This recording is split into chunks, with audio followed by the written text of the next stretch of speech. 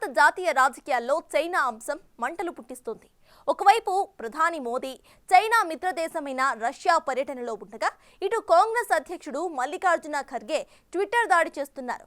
భారత భూభాగంలో చైనా బంకరులు తవ్వుతూ ఉంటే మీరేం చేస్తున్నారంటూ చేసిన ఖర్గే ట్వీట్ ఇప్పుడు దేశంలో చర్చనీయాంశమైంది. అయితే ఖర్గే ట్వీట్లో నిజమెంత? దీనిపై కేంద్రం రియాక్షన్ ఏంటి? అసలు సరిహద్దుల్లో చైనా ఏం చేస్తుంది? Watch it.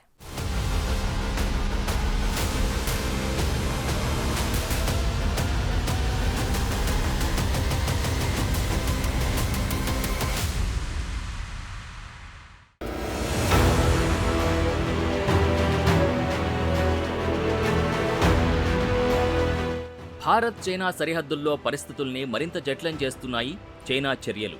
తూర్పు లద్దాఖ్లోని పాంగాంగ్ సరస్సు వద్ద చైనా భారీ బంకర్లు నిర్మిస్తోంది. ఇందులో భాగంగా చైనా సైన్యం భారత భూభాగంలో చాలా లోతుగా తవ్వుతున్న దృశ్యాలు ఉపగ్రహ చిత్రాల ద్వారా వెలుగులోకొచ్చాయి.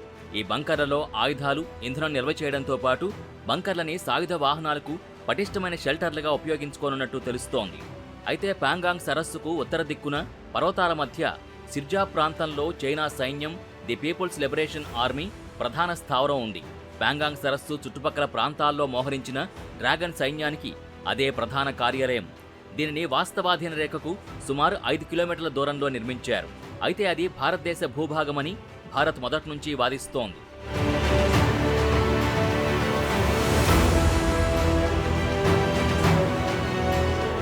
అయితే చైనా చేస్తున్న తవ్వకాలపై ప్రధాని మోడీ ఎందుకు స్పందించట్లేదంటూ తాజాగా జాతీయ కాంగ్రెస్ అధ్యక్షుడు మల్లికార్జున ఖర్గే మండిపడ్డారు. 2020 మే నెల వరకు భారత ఆక్రమణలో ఉన్న భూమిలో పాంగాంగ్సో సమీపంలో చైనా తన సైనిక స్థావరాన్ని ఎలా నిర్మించగలదు అని ఖర్గే ప్రశ్నించారు.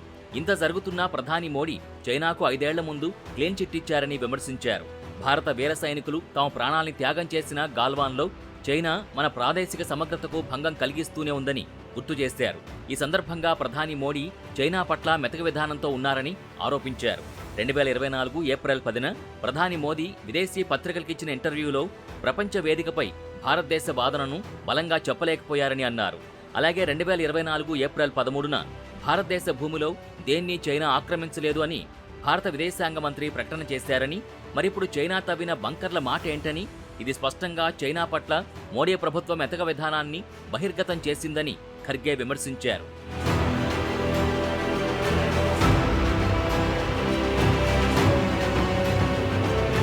అలాగే 2024 జూలై 4న విదేశాంగ మంత్రి జైశంకర్ చైనా విదేశాంగ మంత్రిని కలుసుకున్నారని, ఈ సందర్భంగా ఎల్ఏసీని గౌరవించటం, సరిహద్దు ప్రాంతాల్లో శాంతిని, ప్రశాంత వాతావరణాన్ని నిర్ధారించడం చాలా అవసరమని చెప్పినప్పటికీ చైనా మన భూభాగాన్ని ఆక్రమించుకోవడం, సిరిజాప్లో సైనిక స్థావరాన్ని నిర్మించడం అనేది చైనా యుద్ధం కొనసాగిస్తోందని భావించాలని, నివేదికల ప్రకారం ఇది భారతదేశం ఆధీనంలో ఉన్న భూమి కాగా చైనా చర్యల్ని మోడీ ఎందుకు వ్యతిరేకించట్లేదని ఖర్గే మండిపడ్డారు.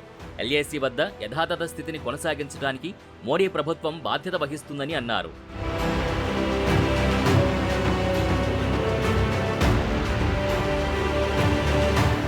Depsang plains, Demchok, Gogra hot springs ప్రాంతంలోని పాయింట్లతో సహా 65లో 26 పెట్రోలింగ్ పాయింట్ అని ఇప్పటికే కోల్పోయామని, మోడీ ప్రభుత్వం 56 అంగుళాల పెద్ద చైనీస్ బ్లింకర్స్ని తమ ఎర్రకళ్ళకి ధరించుకున్నారని, ఈ విధంగా మోదీకి చైనీస్ గ్యారంటీ కొనసాగుతోందని విమర్శించారు. ఎల్ఏసీ వద్ద సరిహద్దు పరిస్థితిపై దేశ ప్రజల్లో విశ్వాసం కలిగించాలని జాతీయ కాంగ్రెస్ మరోసారి పునరుద్ఘాటిస్తుందంటూ ఖర్గే పేర్కొన్నారు. పరాక్రమశీలురైన భారత సైనికులతో కాంగ్రెస్ భుజం కలిపి నిలబెడతామని ఖర్గే వెల్లడించారు.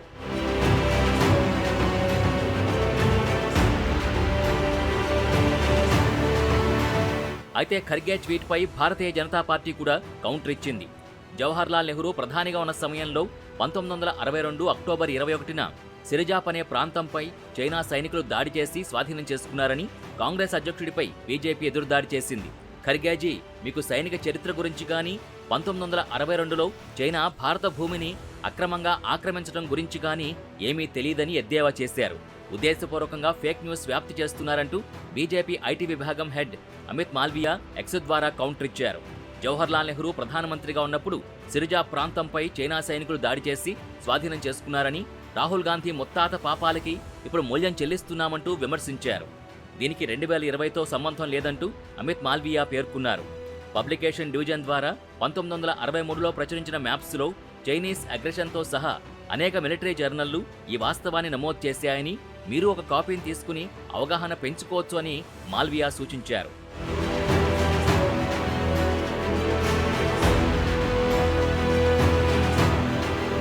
నిజానికి ఇటీవల విడుదలైన ఉపగ్రహ చిత్రాల ప్రకారం తూర్పు లడఖ్లోని పాంగోంగ్ సరస్సు చుట్టూ ఆయుధాలు, ఇంధన నిల్వ కోసం చైనా సైన్యం భూగర్భ బంకర్లను నిర్మించటం, ఈ ప్రాంతంలోని కీలక స్థావరం వద్ద సాయుధ వాహనాల కోసం బలమైన షెల్టర్లను నిర్మించడంతో తన ఉనికిని పటిష్టం చేస్తోందని నివేదికలొస్తున్నాయి.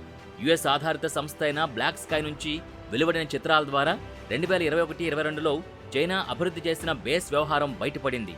ఆయుధ వ్యవస్థలు, ఇంధనం, ఇతర సామగ్రిని నిల్వ చేయడం కోసం చైనా ఈ భూగర్భ బంకర్స్ని తవ్వుతున్నట్టు తెలుస్తోంది. సిర్జాబ్ వద్ద పాంగోంగ్ సరస్సు ఉత్తర ఒడ్డున ఉన్న ఈ పీపుల్స్ లిబరేషన్ ఆర్మీ స్థావరం చైనా దళాలకు ప్రధాన కార్యాలయంగా పనిచేస్తోంది. అయితే ఇది భారతదేశ భూభాగంగా భారత్ క్లెయిమ్ చేస్తోంది.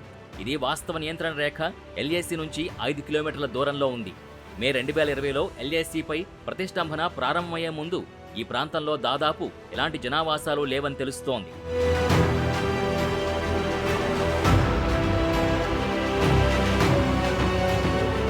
బ్లాక్ స్కై అందించిన చిత్రాల్ని బట్టి చైనా నిర్మిస్తున్న పెద్ద భూగర్భ బంకర్కి వాలుగా ఉన్న 8 ప్రవేశాలున్నట్టు తెలుస్తోంది. అలాగే దాని సమీపంలో 5 ఎంట్రీలతో కూడిన చిన్న బంకర్ని మే 30న బ్లాక్ స్కై గుర్తించింది. నిపుణుల అభిప్రాయం ప్రకారం ఇక్కడ చైనా ప్రధాన సైనిక కార్యాలయం కోసం అనేక పెద్ద భవనాలతో పాటు ఖచ్చితత్వ గైడెడ్ ఆయుధాలను ఉపయోగించి వైమానిక దాడుల నుంచి సాయుధ వాహనాలను రక్షించడానికి బేస్ నిర్మాణాలున్నాయి.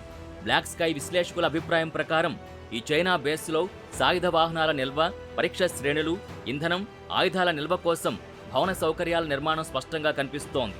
ఈ స్థావరం వద్ద ప్రస్తుత పరిణామాలు, బయటికి పబ్లిక్ మ్యాపుల్లో కనిపించని రోడ్లు, బంకర్ల నెట్వర్క్తో అనుసంధానించబడిన రీఎన్ఫోర్స్డ్ ఫిరంగి, రక్షణ స్థావరాలున్నట్టు తెలుస్తోంది. ఈ స్థావరం గాల్వాన్ లోయకు ఆగ్నేయంగా 120 కిలోమీటర్ల దూరంలో ఉంది.